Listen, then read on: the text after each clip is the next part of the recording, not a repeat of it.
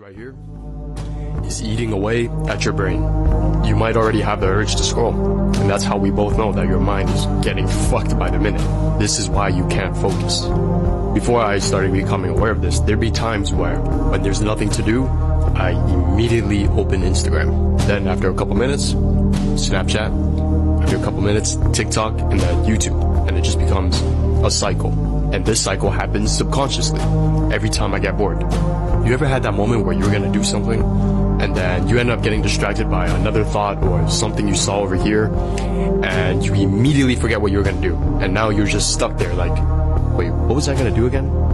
It's because of the spontaneous behavior that you've trained your mind to adapt to. You can't focus on one task because the moment it doesn't become satisfying or it doesn't feel good, that's a key word, you're putting your emotions into it as well, you immediately look for another thing to satisfy you. And the solution to this is to first be aware of it. And if you're still here, then obviously now you're aware of it. Next step is you gotta be consciously intentional with what you're doing on a day-to-day basis. Your habits. If you ever catch yourself going on Instagram, ask yourself why. Is there a purpose behind it? Why am I on Instagram? No purpose?